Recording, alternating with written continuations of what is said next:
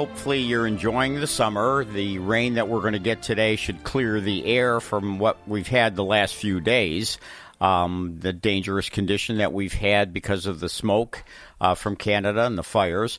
But otherwise, hopefully you're enjoying the middle of July. We have in studio with us today Jeff SZYMANSKI. Now, Jeff has a very, very interesting story. Today he's a candidate in the senatorial district against incumbent April Baskin, who is so far to the left that it's, we absolutely need to make a change. But Jeff, thank you for being here, first of all. Ralph, first off, I want to say very happy birthday to you. You are in your 9th anniversary of your 70th birthday, so happy birthday to you. Yeah, the 9th anniversary of my 70th birthday. I can't say the other number. So thank you for that. But, Jeff, I want people to understand about your history. We've talked a little bit about it. So tell us, obviously you were the mayor of Lackawanna, but I want to go back further than that. So your parents, tell me a little bit about how they came here, when they came here. Sure. Well, my father, he was a social worker, and my mother is an immigrant, so she was a homemaker. And I tell you, when you have 3 kids and the breadwinning father is a social worker, together there was no money in the household. So my mom kept a tight ship with the kids. My father, his father was a steel worker. My grandmother was a nurse. So that's growing up in Lackawanna and Bethlehem Park. It was a great experience. You never know you're poor when you're that young, but it was we had a great time growing up there. And then we just eventually I wound up graduating and joining the United States Navy, and after that I kind of fell into politics. It wasn't on purpose. Well, thank you for your service. So you got involved in politics. Now, we've talked about the fact that when you first were able to register, you registered as a Democrat, right? Mm-hmm, yeah. And Lackawanna was substantially Democrats, right? Yes. And tell us about your political involvement in Lackawanna, when you started, where you started, and where you went. Sure. Well, everybody, when they sign up in high school, they pretty much sign up with the party of their parents and grandparents. And in Lackawanna, everything was just Democrat because it was blue-collar, steel-working town. And so that's what you join up as. And then eventually, after the Navy, I got out, was working as a machinist, which was my trade I learned in BOCES, and then in the Navy, and was a machinist when I got out. But due to the free trade agreements, all the machine companies just kept losing their contracts. So eventually I wound up working on political campaigns, and that's how I got involved in the Democratic political party. And it was really an enjoyable time working on these campaigns, meeting with people, learning the strategies of campaigning, what to say, what not to say. But eventually, over the last, I'd say, 10 to 15 years, the party that I grew up with really just devolved from where the core principles of the Democratic Party were.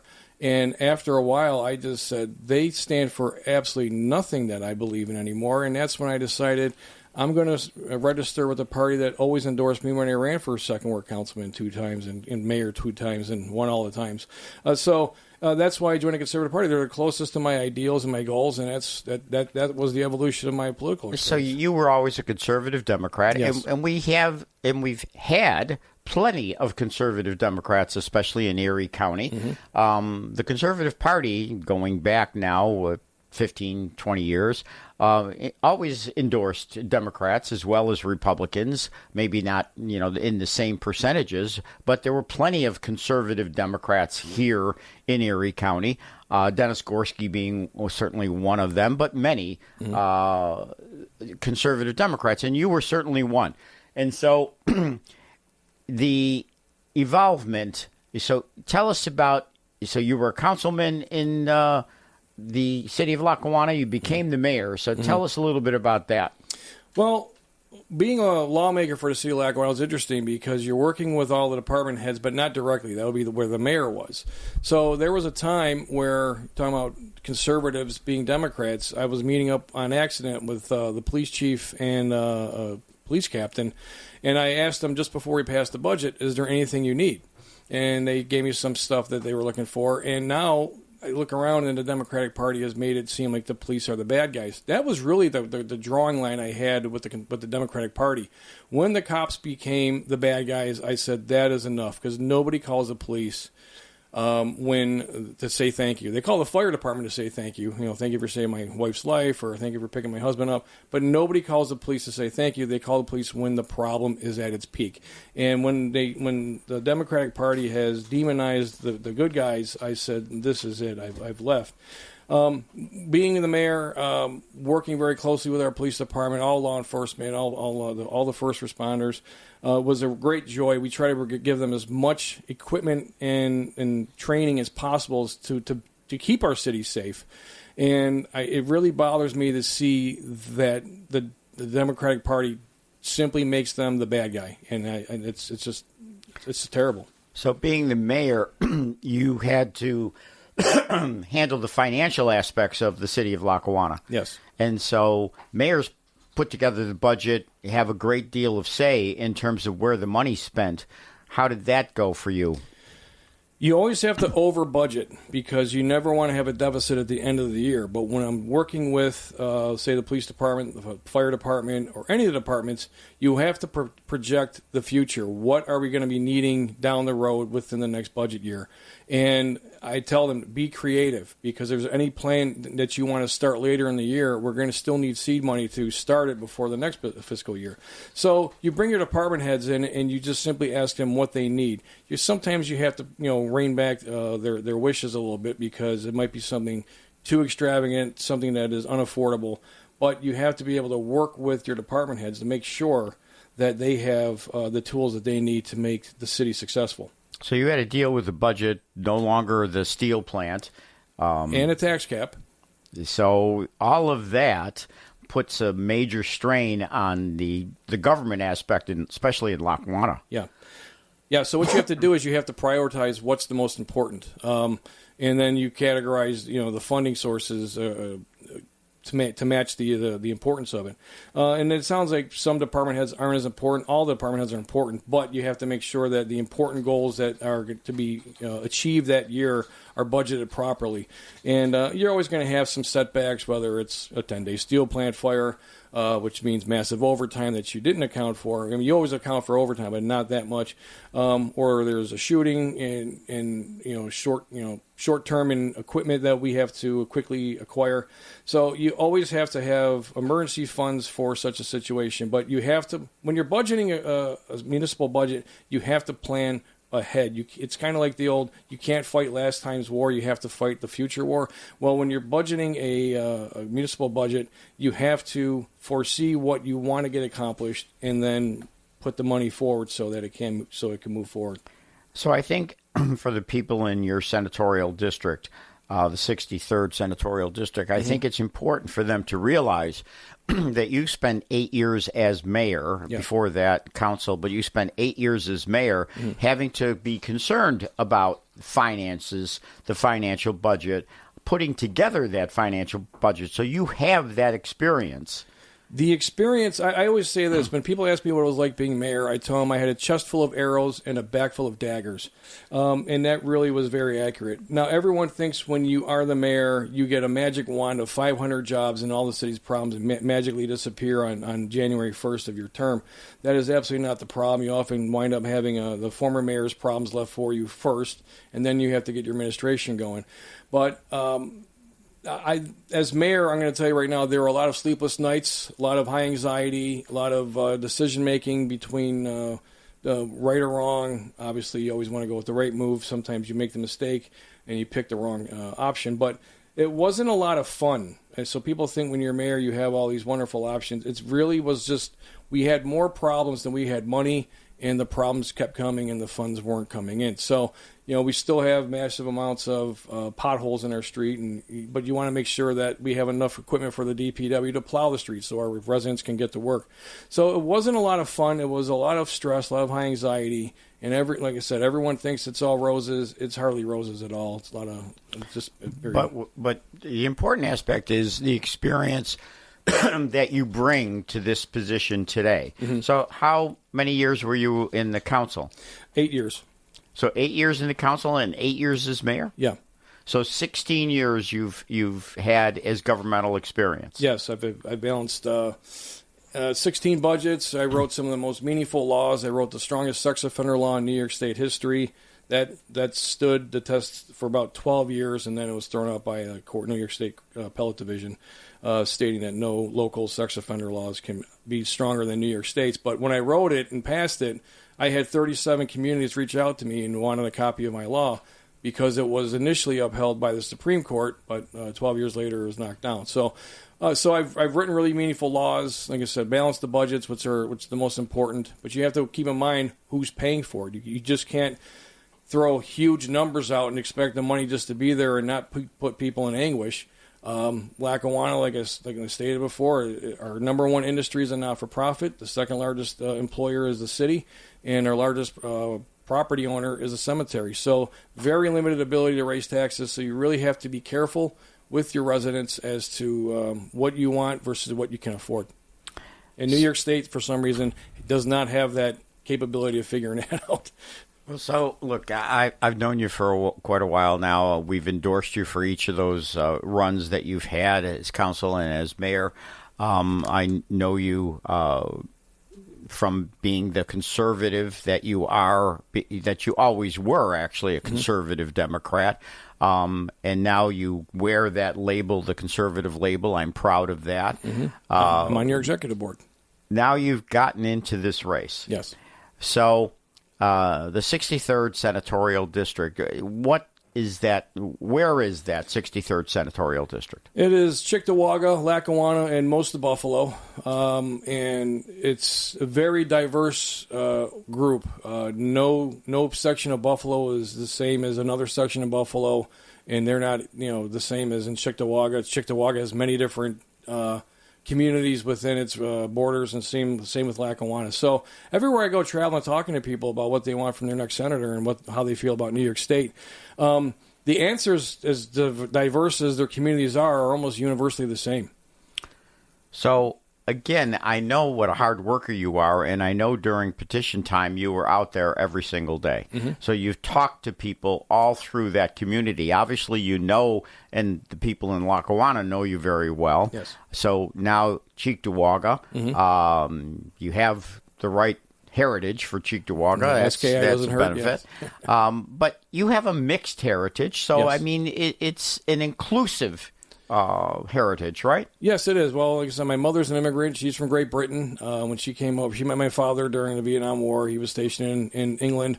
And so she came over here, and like I was joking earlier, she had a problem with the English language because in England they don't exactly speak English. They speak very localized languages. But my father, instead of being Polish and Italian and coming from a blue-collar background, I can relate to everybody I talk to because everybody in this area comes from immigrants, and they all have a hardworking background, like my parents and my grandparents and my great-grandparents. So it's easy to relate, but it's also easy to recognize that New York is no longer normal.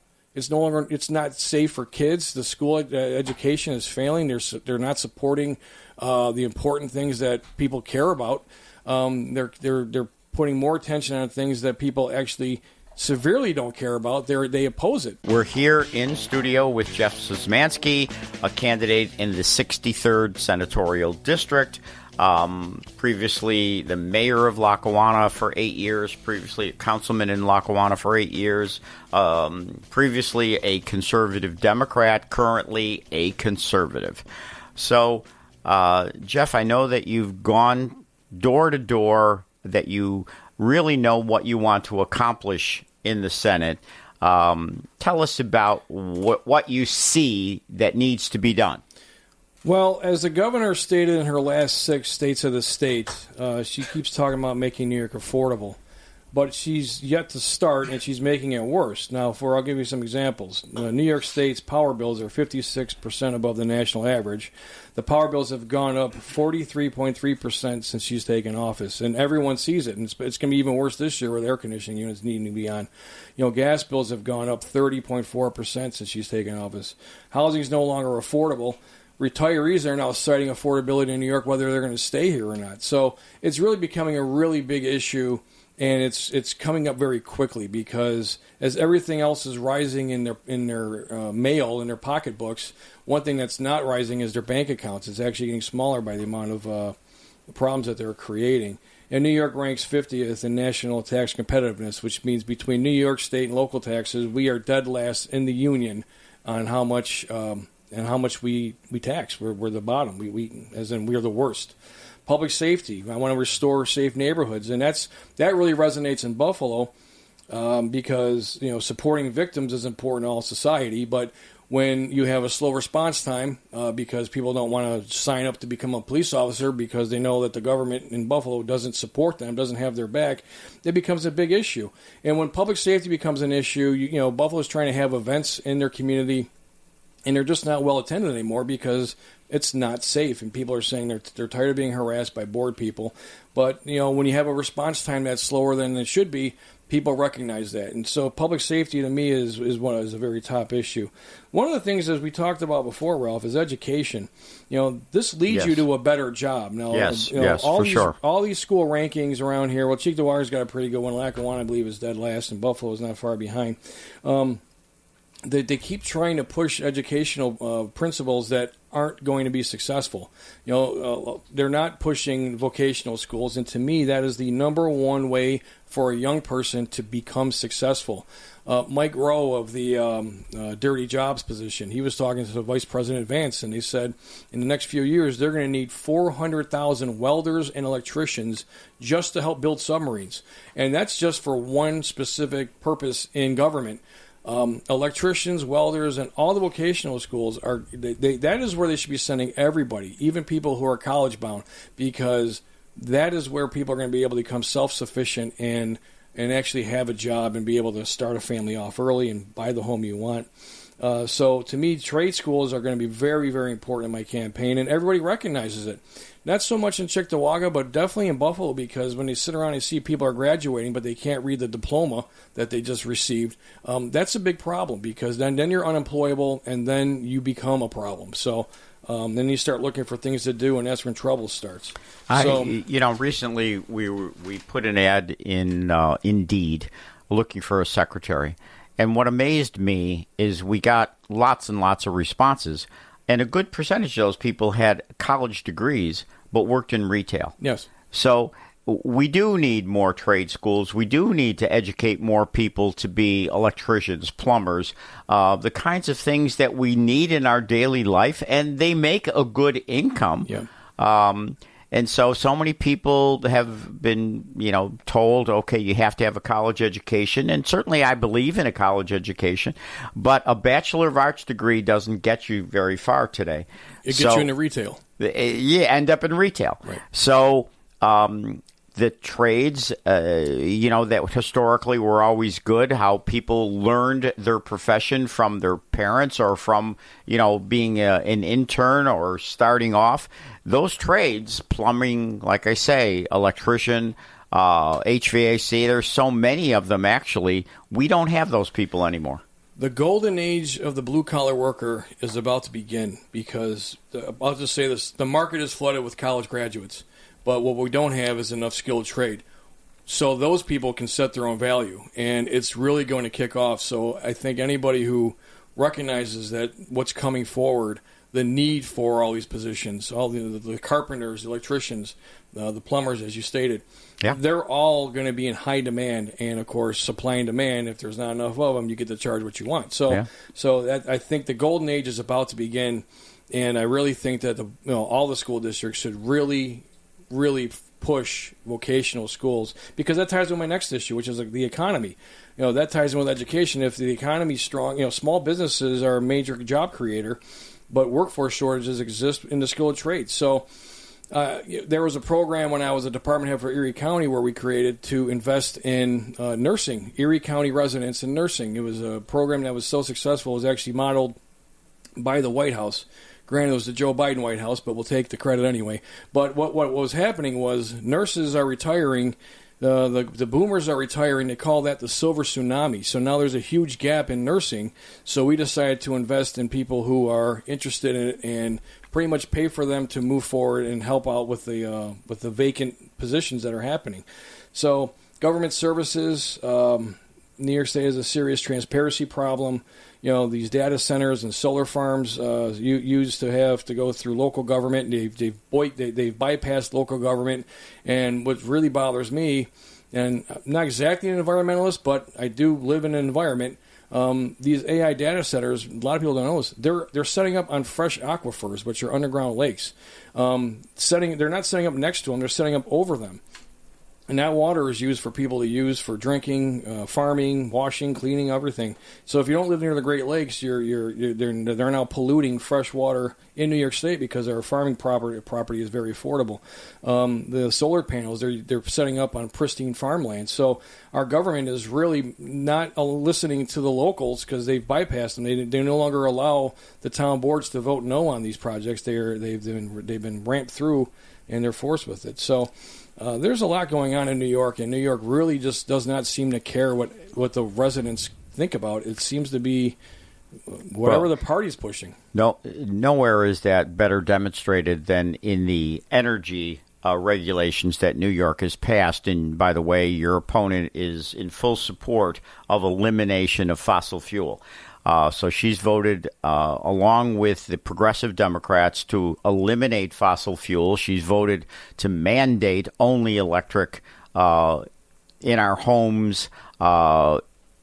That is incredible. Taking away our choice is incredible. But coming from a party of choice, they say, right? That's right. Choice, I mean, they say one thing, but they absolutely do another. That's the Democrats. And this is a perfect example, the energy crisis. I mean, everybody now, every month opens up their energy bill. And it's crazy to see what your electric bill is today. It's extremely crazy. We have this hot weather. We have air conditioning going all the time. But our bills are way out of line. They're what car payments used to be, for Christ's sake. Well, like I stated, in the last 6 years, the power bills have gone up 43.3% since she's been in office. Now, talking about trying to remove fossil fuels, that is the very definition of insanity, because we are sitting on a massive amount of natural gas on the Salamanca border. Underneath those mountains is millions of liquefied natural gas. I believe that they're selling them to private agencies and selling it to overseas, but we should be the ones who should be utilizing it, because it's bountiful, it's plentiful, and it should be ours, and they're moving away from it because I don't know why. But as for the unsustainability of the electrical program, our grid is unsustainable. Right. I mean, everyone keeps saying the prices are going up because they need to revamp our electrical grid. So why would you put more people on a grid that's unsustainable? That is New York State, downstate, Albany lunacy. That vote alone should negate her reelection, but she's had many more than that terrible vote, allowing illegal immigrants into Cheektowaga, and letting us all pay for that. She's been in favor of that, certainly. That is a big topic when I walk in Cheektowaga, because problems arise when you have people who are uneducated, don't speak a language, and have nothing to do. They roam the streets, and they're causing all kinds of problems, and I've heard this directly from the Cheektowaga Police Department. And, her gestation bill that she voted for, I mean, she's a mom. She has kids, and can we even call her a mom anymore? Is she a gestation? So, what is this? I've mentioned this before because it totally shocks me. Yeah. So they did pass a bill. Not one Republican voted for it, but she voted for it, to change the name in legal papers from mother and father, to change the word mother to gestation parent, and to change the word father to non-gestation parent, so that we don't offend gays, we don't offend mixed families. I mean, look, I don't have any animosity against anybody, but we're not going to change our life for, the 5% that may be different. And, mother and father, gestation and non-gestation parents, that is That is absolutely ridiculous. Well, it's thank like you. Well, the pronoun thing. Right. Well, thanks to my amazing public education I received, I was able to go through a dictionary to find out what exactly gestation is. I thought it was a digestion problem, but it turns out it's something to do with the ability to have children and not have children. But I mean, like, they're trying to rewrite the English language. I mean, when you're trying to change history, you are making a significant de-evolution into civilization and society as a whole. Nobody knows what gestation and whatever the other whether the dad's name is.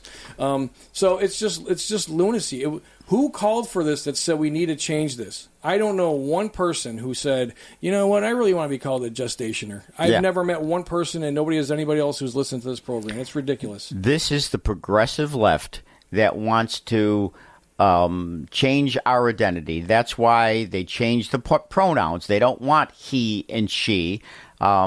They want to change the words we use to identify people. You see on government emails that what particular pronoun you're supposed to use for that government agency. I mean, where does this all come about? I mean, it's incredible how things have changed and how far to the left New York has gone. It's a small minority of, I don't even know who's pushing these crazy ideas, but it's a very small minority, and they're ramming it through the Empire State's government, and it's ridiculous. I remember when I was a department head for the county executive, this one program I was on, we were on a Zoom call, they were mad at me because I wouldn't use pronouns, and I said, well, my name's Jeff, so what does it matter what my pronouns are? I'm not going to address you as he, him, Ralph. I'm going to call you Ralph. Why don't we just keep it simple? Because it's just, like I said, it's unnecessary, it's unwanted, and this is actually good for me because it's pushing everybody who was in the middle, like I was, over to the right side of the aisle, because the left side of the aisle has gone so far left that anybody in the middle is now considered right. And I look around, and again, all of Western New York I would consider normal people. We go to work, we pay our taxes, we raise our kids, we want happiness, we want a better life for our kids. It's the American way. But we're being pushed around and pretty much subdued by downstate. And I really don't want to do upstate, downstate, or Western versus downstate. Unfortunately, it is. It is, but we're all New Yorkers. But unfortunately, it's a very small minority. I mean, do you think someone who's working at a delicatessen in New York City wants to be called a non-gestationer? No, they want to live their own lives, but a small minority is pushing it through, and Albany is reacting to a very small and annoying minority, and it's really annoying. When you look at who's controlling the party today, the party is being controlled not by the governor. The party is being controlled by Mondami. Yeah. He's got all his successes at this point in time, so he was able to go against the party, the Democratic Party, for 3 congressional seats. He endorsed people objecting to the endorsed candidates. He wanted more Democrat socialist people. He won those 3 primaries, the people that he endorsed. When you look here in Erie County, we have Sean Ryan now as our mayor, again, Democratic socialist. We have in the 61st Senate race, again, lost to a Democratic Socialist, a Working Families Party. In the Assembly District in Hamburg, the endorsed Democrat, again, lost to the Working Families Party. It's the Working Families Party and the far left that are taking over the Democratic Party, and April Baskin is certainly one who seeks and gets the Working Families line. Well, the funny thing is the only thing that triggers a socialist is if you call them what they really are. They're communists, and they hate being called that, but that's exactly what they are.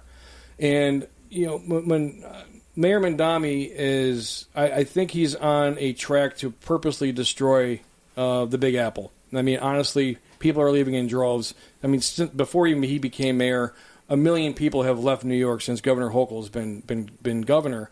But now you have major businesses who are now setting up in Texas, in Florida, and in Tennessee, and they're starting off as a small hub, but they're eventually going to move all their operations and leave New York with nothing. He's chasing them out. it almost seems as if it's being done on purpose, because the problem is I have with this. Well, I can't even say it's a problem. It's just a trend. The reason why the socialists have won the last few elections is they seem to be more organized. So I think that, whether normal Democrats want to win, they need to get more organized. But I also think that the right side of the aisle now has enough ammunition to prepare for what's coming forward. We're here, as I said, in studio with Jeff SZYMANSKI, a candidate in the 63rd Senatorial District, the district that includes Lackawanna, Cheektowaga, and parts of Buffalo. So that district currently is operated by someone who has the Working Families line, plays into the Working Families Party's agenda, the defund the police agenda, the eliminate prisons agenda, the change mother and father to gestation, non-gestation agenda, the bring illegal immigrants and put them up in hotels agenda. That is where she is. Look, I've said this before. Currently, there are 63 senators in the state of New York. 41 of those 63, unfortunately, happen to be Democrats. But 25 of those 41, more than half of the 41 Democrats, come from the city of New York. That is what runs the state, the ultra-liberal city of New York, the city that put Mandami in as mayor. That's unfortunately what we're up against, Jeff. And we absolutely positively need to convert more senators into conservative Republicans so that we have some type of balance. And that is what I know you'd bring to this office. Well, what I offer is, number one, experience, 16 years in local government. That's where, senators don't get bothered at the grocery store. But, when you're the mayor, when you're a councilman, you get the tap on the shoulder at a restaurant. Yep. When you're eating with your wife. People want to talk to you. They want to talk to you, and quite frankly, sometimes they really want to give it to you. They want to talk to you about their problems. They want to vent sometimes, and other times they're looking for situations like, can you fix the pothole? But leadership, like I said, when you're mayor, you have to be able to identify foreseeable problems and address it before it becomes a bigger problem. Understanding, like I said, when you are talking to your residents and they're telling you what's important to them, you have to understand where they're coming from and why it's so important that they're bringing it up to you. So when I go door to door, I'm writing down everything that's important to these people, because to them, they feel like Albany has gone deaf, and they definitely have. I bring ability. I've written laws. I can work with all sides of government, and I bring strength, the ability to stand up against a more powerful force, which would be the downstate communists. So I'm not afraid to say this is wrong. I'm not afraid to say that this is a bad law, this is a bad policy, or this is going to really send us down a deeper hole. So that is what I bring. But like I mentioned when we were in a radio break there, Ralph, is remember I said socialists hate being called communists. It's the only thing that triggers them is calling them what they are. But if you remember, the USSR stood for the United Soviet Socialist Republic. So that's right. Socialists are communists. They try to hide their name, Yep. But that's what they are. And communism has never worked. The theory was bad, but the putting it to purpose when it was actually implemented has been nothing but the more poverty and the upper echelon of the parties being incredibly wealthy. In the Soviet Union, they had, between the Holodomor and other major disasters, I think they said 40 million Russians were killed trying to create it. In China, 40 million people were starved to death in order to try to get the government that they want. And that's all communism. And if you don't think that that's what they want here, this is the land of opportunity and the land of plenty, and they want it. They want it, and they want people who are conservatives, who are good Americans, who love America. They definitely want us out. So, look, in some ways, we are fortunate in Western New York because we do have Senator Pat Gallivan, we do have Senator Rob Ortt, so we do have conservative Republican senators that are pushing agenda to this district, but not enough. And so here we have April Baskin in the opposite of those two. But if we can add a third, if we can do your seat, and I certainly think it is doable, the more people understand what's at stake, the more people know what she has done, the more people know what your agenda is what you've got planned for your agenda, I think they will come out. They will vote. Now, people can learn about you on your website, right? Yes, GEOFFforsenate.com. So give us that again. So GEOFFforsenate.com. Now it's Jeff with a G, GEOFF. Remember, I said my mom's from Britain, so there's that spelling. That's the way it's spelled, right? Yep, and it's or on Facebook, Jeff SZYMANSKI for Senate, so they can learn a lot about you through that website. And it's GEOF, Jeff. That's the two F's. Yep, GEOFF. FF. That's the English version. The number 4. SZYMANSKI. Oh, 4. Okay, the number 4. Yeah, Jeff, Senate. Yes. So that makes life easy. And I'm sure if they typed in JFF, it would still get there. Yes. But they could learn a great deal about you there, about your history, about what you've accomplished, about your service to this country and the Navy, about your service to this country, the public service in Lackawanna. And about your goals. Yes, and I'm going to be posting more stuff now on Facebook. It seems to be a more easily accessible platform for folks. But I'm going to start really bombarding my Facebook page with not just conversations I'm having with people, but things that New York State's already done. I'm not really targeting April Baskins as my target. I know, you're targeting your own agenda. I'm targeting the governor. Okay. I'm targeting the governor. But except that she's lockstep with the Working Families Party. So is my opponent. But she's the one signing it. She seems to be the face of it. And the Working Families Party, for some reason, even though they're considered a minor party, they seem to have activated the youth because all youth love to be rebellious until they actually have to start paying taxes. And then when they have problems with law enforcement, all of a sudden they realize law enforcement's their friend. But this government has just gone haywire away from New York State and American values. And to me, I'd say the face of it. Like I said, when I go door to door, my opponents, my constituents, they don't even know who their senator is. So I don't tell them who she is, because no one knows who she is because she's nowhere to be seen and she's not voting in their interests. Well, look. I know that you're there to do the right thing. I know that you're there for public service. I know it's generally an uphill battle because of numbers, but I have faith in the residents of Cheektowaga, Lackawanna, and some of the residents in Buffalo who will understand what the situation is. Certainly, Cheektowaga as a town has voted plenty of times. They voted for Trump. They have voted their conscience. They are hardworking ethnic people that just want to go to work. They want to do their job. They don't want government in their face. They certainly don't want government to tell them that we're not going to call mom and dad anymore. We're going to call them gestation and non-gestation parents. They certainly don't want the illegal immigrants in their hotels that they're paying for and the police that they need to protect themselves from a lot of these illegal immigrants who have created all kinds of different problems and crimes.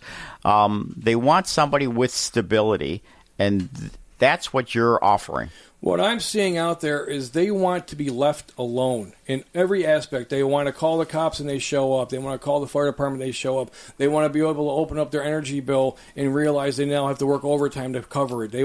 They're tired of restrictions, and if you talk to anybody who's trying to create a new business here, they say New York State is so restrictive that it's not even worth trying. So they move to another state.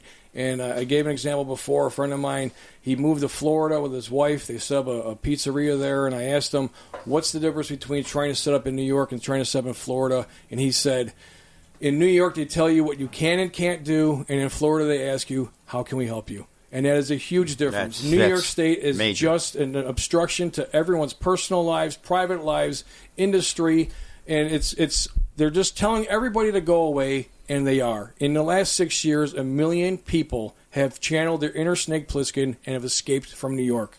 And they're not coming back. And those are the people that earned a living. What they've done to replace those people is put in illegal immigrants. So they like to say, oh, our numbers aren't going down because we're replacing the hardworking, industrious people with illegal immigrants that we all end up having to pay for. It's an incredible situation, but it is the reality.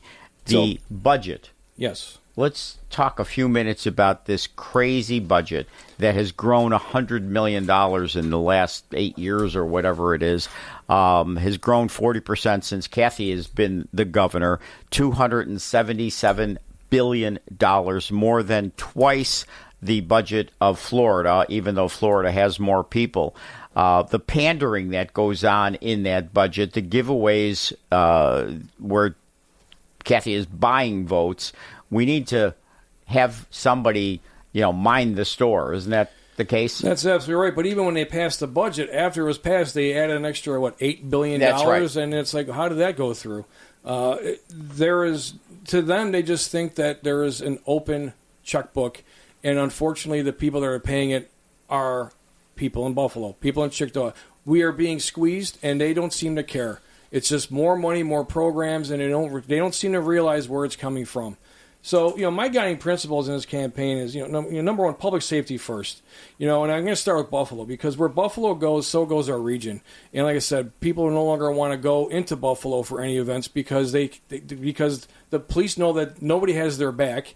And so I really think that public safety has to be an issue and prioritized in the 63rd District. That's Lackawanna, Chickasaw, Buffalo. Affordable living. Nothing's affordable anymore because they keep raising all the rates to the point to where you don't have enough to do fun things with your kids anymore.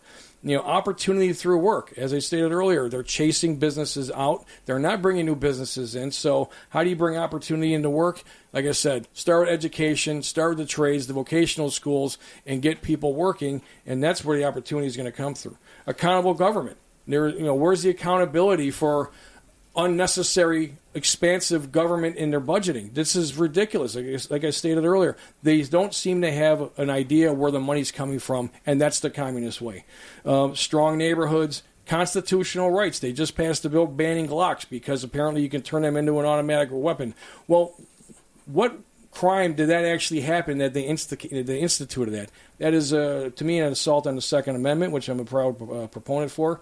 I want to be an environmental steward. Like I said, these AI data centers, they keep saying that there's a moratorium. There's a moratorium on these data centers. There's a moratorium on this the electric push. Well, a moratorium is nothing more than please stop talking about it until after the election. That's exactly what it is. That is what it is. That's exactly what it is. Does not mean they're never going to do it. That just means just stop talking about it until the election's over. And I want to be fiscally responsible, which is what the current senator is not. Well, look, I greatly appreciate you coming on today. Mm-hmm. I hope people go to your website. I hope they contribute because it does take money to run these races. I hope certainly that they vote. One last thing I want to mention is my law office is representing Justin Issa. Now, Justin is the guy who took down the Somalia flag. So they arrested him. They've charged him with a felony and a misdemeanor for taking down a flag that disrespects this entire country, doing what many people believe is the right thing to have done. Putting that flag up represents the country of Somalia. It's not necessarily the good people that are here. It represents the government of Somalia. And during the 4th of July weekend, right? During the 4th of July weekend. So, look, he has a GoFundMe page. People should do some research, should be on board, need to help this young man who did, in my opinion, exactly the right thing. All right. We will be back next week. Actually, we will have a guest host next week because I have to be in New York City. So legislator Lindsay Larigo will be here next week.